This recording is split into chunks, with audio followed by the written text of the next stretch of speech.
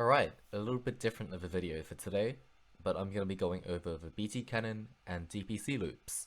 So BT cannon loop is where you build, well, a BT cannon with your first two bags, and after completing the BT cannon, you make a C-spin or a triple double, and towards the end, you are left with a field which has an almost 100% chance to PC.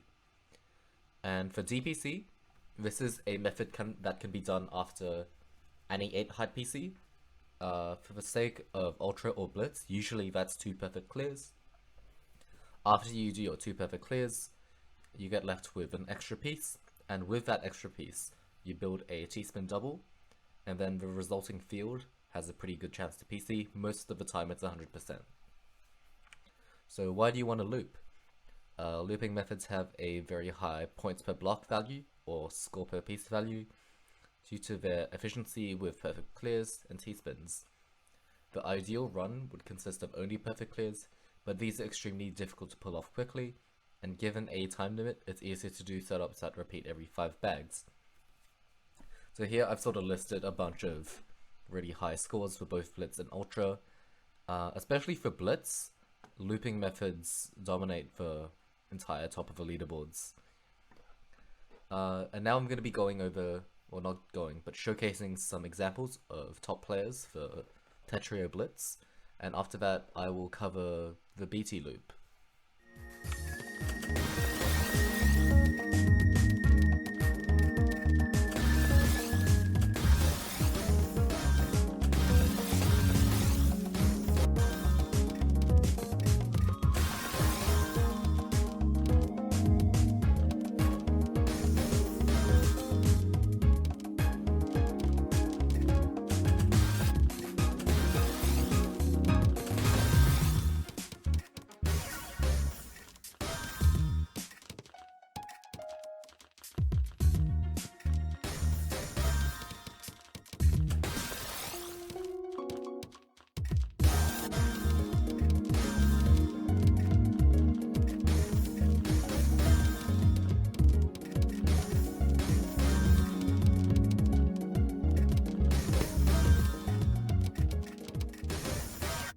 Alright, so now we're getting into the BT loop. So for the first bag, you can build it in any of these 3 ways. Here you have IT as a base, JI or LI base. Notice that you can flip this around and have the same shape. And then this is with JT base. So even if you have TL place for this base or that one, for this one you can spin in an I piece, and for this one you can still spin in a J piece. If you consider mirrors, you can build a BT loop for any bag. So for the second bag, you can build this overhang over here with JS or with LI. And sometimes you won't always be able to get this first T-spin, especially if you have a Z early. So if you have a case where you can't build the overhang, just take the non-T-spin line clear. And for the third bag, you have 2 ways you can go, or technically 3. These 2 make the same shape, and we call this path 1, and IL and JS make the same shape here. So you want to be clearing this T-spin triple first, before completing the third bag. Sometimes the bags will force you to use this shape instead, which has different continuations. In some rare instances, you won't be able to build either of those shapes, and for that I suggest this. And this happens when S comes before L, and you can't complete the TST. For the sake of brevity, I'll call this path 3. Most sources don't really list this case, but I'll just call it that for this video. Alright, so for the fourth bag and path 1, these are some ways you can follow up. I prefer these 2 cases. These are the most common ones you'll see. Sometimes you won't be able to build these, and you can use any of these ones. Avoid building these last 2. These are not that good, because you have weird piece dependencies. And here's the second path. These 2 on the left build the same shape, as this one. And here are some other shapes you can use. Some of them use a non-standard C-spin overhang. Like you can see here, we've got one built with LS and one with SO here. But these shapes are a little bit more complicated, but they are still worth learning in the event you have to build path 2. And for path 3, there are 3 ways to follow up. This one builds the same shape as this one. This OZ one builds the same one as this one. And finally, ZO, this is the low percentage one, which you want to be avoiding at all costs. And for 5th bag, I suggest looking at these 2 websites in particular for the organized solutions. So this one's on 4lol, and the other one is the website I got all of these graphics from. The more solutions you learn, obviously, the better, but some solutions do get quite abstract. Sometimes you won't even take the second T-spin double. Alright, now I'm going to go into DPC, which is where you get a T-spin double and then a 4 height PC, which will put you back on the first bag. So suppose after you do your 2 perfect clears, or you do your Hachi spin or something, actually it won't work for Hachi spin, but suppose after your 2 perfect clears you have an O remaining. This has, you can build any of these shapes. You only need to learn these top 2, but this one's just an alternate one if you feel like using it. J before O, you want to be donating this O piece over here, and put I on the right. There's 3 solutions that you need to know, but these last 2 can give you an extra T-spin double sometimes. If you have O before J, you only need these 2 solutions, but if you get the chance, you might want to get a Tetris PC with this, which will also preserve back-to-back. And if you want, you can also build this, which is basically just TKI flat top with an extra O piece. And this has 2 solutions, and if you can do this one can also give you an extra T-spin. If you can do a 2-line PC with 2 O's and ILJ, you should take it because they'll put you on TSZ 7th, which is easy to pull off at a run. Yeah, that's about it for extra O. Another good shape to save, another good piece to save is S or Z for its mirror. Usually with, pretend we're doing 3rd PC, S or Z pieces are usually pretty bad to save.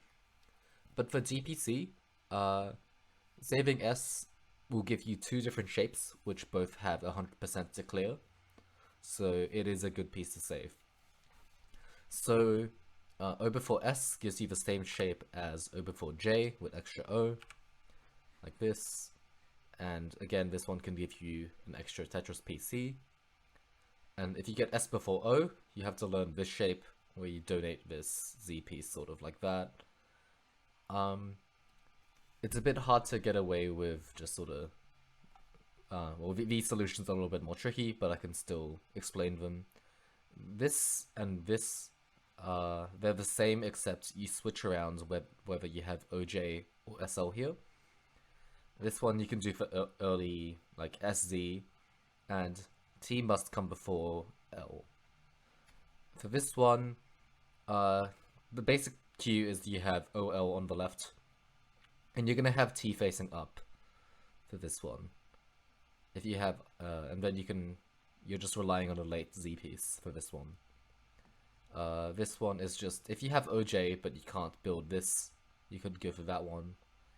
And this one's just an odd one. You don't see this one too often, but it's good to know.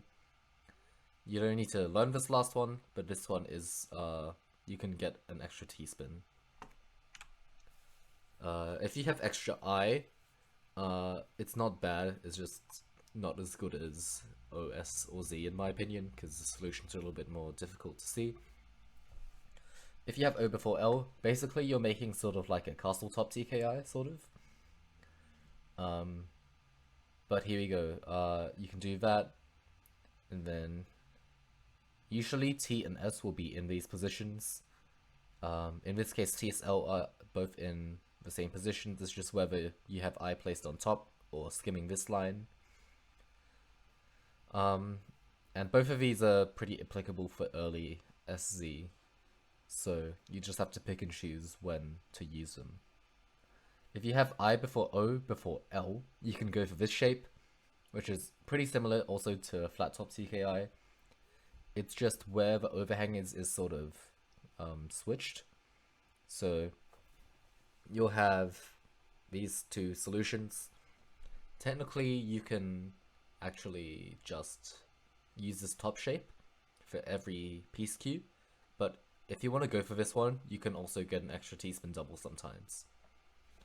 If you get I before L, you won't have to build this one that often, but this one's the most tricky one out of the three. And here are the solutions. This one can give you an extra T-spin. There's not really a better way to learn these other than doing them a lot. On 4.lol, they have a JStress map linked where you can actually practice these shapes for extra I. If you have extra L or J, these are not that common because after you do 2 perfect clears, you don't usually save L or J. But in the event that you do, I think it's good to learn them. So here you go. You have, okay, given you have O before J, you're looking at whether you have S before Z or Z before S. And the placements of O, J, Li are fixed for both of these shapes. So you're just rearranging where J, S, and Z go. So here, this one's 100%, and this one has 4 solutions. Usually you'll have IL propped up in this corner, but in the event that you get early I, you can do something like this. O before J, S before Z, you can put, this sort of creates a J piece dependency over here, and then S must always go here for any solve. So you're just rearranging these 5 pieces, in the middle, and then J before O, you can do this donation like that, and then this is 5 solutions. Usually the way people find them is just by noticing there's SZ here, and then this almost square on the right, and the other solutions involve this skim with L and O, which leaves this place for a Z, but those are not super common. And if you have extra T, you build this shape, which is actually an opener called anti-cannon, and you can build this either way. And if you consider the mirrors, you can always build the T-spin double. There's 6 solutions to this. I've separated them into these categories. So IJS here and OZ here. These are basically the same, it's just whether T or L comes first. Here, the entire right side is fixed with LOZI, and then just whether, it's just depending on the piece queue, you can use either of these. The last two are a little bit more tricky. This one I recommend for early S and I, and for something like this, this is a pretty arbitrary one, but if you get IJS and you have early OT and Z late, so that's a very specific piece queue, you can build this. If you wanted to read up on this opener, you can do so at this link over here, and the other sources that I used for this video are listed here. This is a follow article on DPC. This is one on BT Cannon, which actually covers the entire loop, including the C-spin and the PC continuations. And this last one is, it's basically an image of BT and all of its continuations. This one is very in-depth and includes solutions that don't take the T-spin, unlike the follow article.